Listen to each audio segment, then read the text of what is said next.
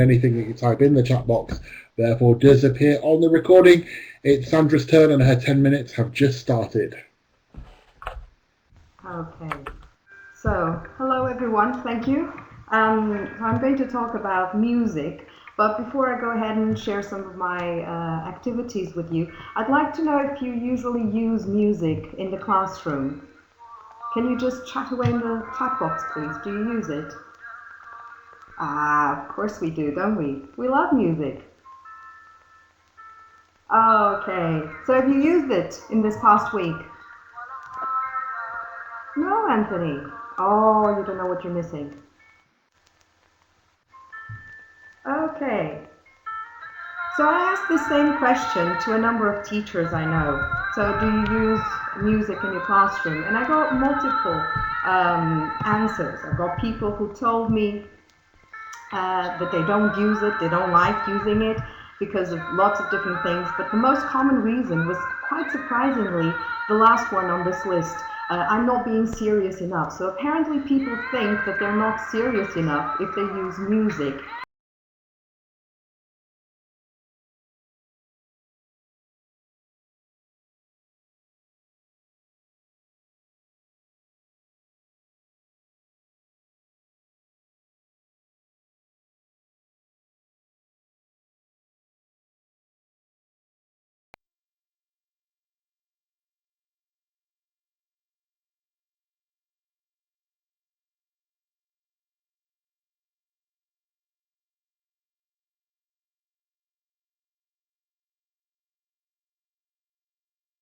Oh wait, I'll mix that. Is that better? Okay. Okay. Right. All right. Now, some people, on the other hand, tell me that they really like music because music will motivate students to learning, especially with young learners and teenagers. It's also real language that is being presented. Um, okay, I'll close that. Wait, wait. Sorry, Sean. Didn't know we didn't have permission for the music. Okay, done. All right, so real language is being presented, and it's more appealing to students in a number of ways. Well, so also people tell me that okay. Also, people tell me that they don't exactly know what type of music they should play because their taste is so different from that of their students.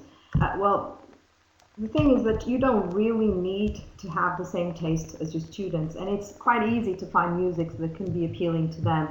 So you've got, for example, YouTube, where you can get all the videos, playlists, and if you just type playlist 2015, you'll get a number of songs that can be used with your students, especially with teenagers. Something that's trendy, that's going to be familiar to them. Also, if you go to Busy Teacher, you're going to get a number of worksheets that are already done, prepared, ready for you to use, or that you can usually just adapt to your own needs and to whatever your students need. Also, at our own website, International House, you can go to the teaching resources, and I'm sure you'll find things. And if you don't, well, maybe it's time we start creating a section just for songs that we can share amongst ourselves. And of course, there's the BBC Radio. You can go to the top chart to find whatever's playing that you can use. And Dr. Google is absolutely wonderful with this. Now, what do I do with music? So these are a number of links that you can click, and you'll be directed either to YouTube or to other web pages that you can use. I use music as soundtrack when they're working, like furniture, noise, something that they can, to break that odd silence that sometimes gets when they're working. I really like this one, instrumental background music. It's quite soft music, like lounge. It's not going to disturb them. They'll be able to concentrate, and it will work. Of course, you've got the one that we use the most, which is supporting the aim of our lesson, right? You've got two examples here, Girl Like You and Uptown Funk by Bruno Mars. Now, the first one is used to work on present perfect. So that's your lesson aim, then you're ready to go. Now, my favorite, writing activity. So I use this in two different ways. The first one is I play an instrumental and I will have students just writing the outline for a composition, or I'll give them a prompt, like a sentence that they need to use that they need to write a composition starting with that sentence. Then the song is just used for brainstorming. So they listen to the song, and this particular song, River Dance, is like a real story because you can see there's a break in the different parts of the music, and they get their imagination going, and it's really productive. Another way is showing them a video, like the one with this song, Strong by London Grammar, and you can use the song, the video, everything to trigger their imagination. Now, you can do this in class, or you can just play the song in class, get them to write the outline, and then tell them to, at home, do the writing. Now, this helps them because at home they can go over the song, they can listen to it again, they can change it, they can listen to something they didn't listen before, or if they're basing their writing on the video, they can look for details.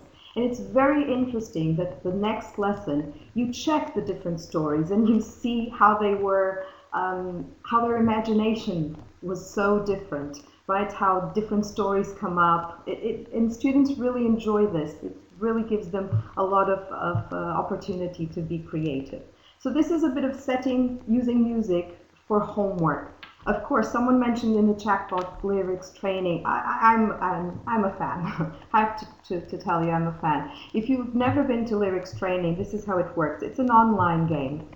You've got several levels, four different levels for each song, but the songs are already categorized according to level of difficulties, and they remove a number of words, a percentage of the words. And you can just get one song for everybody for homework, and then you can check the results if they sign up and they get their results recorded on the site. So it's a sort of a competition going among the several members of the class. They really like it. Just remember that songs need to have a certain style and a certain purpose for a certain class, so it can't just be any song. You're doing it for homework. Now, introducing the topic of the lesson or a debate.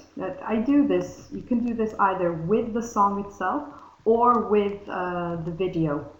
Now, if you're going to show the video, bear in mind what Becky said this morning when she was talking about young children safety, right? Make sure the videos, the lyrics are appropriate to their age, to their maturity, and to culture. What's acceptable on one part of the world may not be acceptable somewhere else. So you have to bear that in mind. And sometimes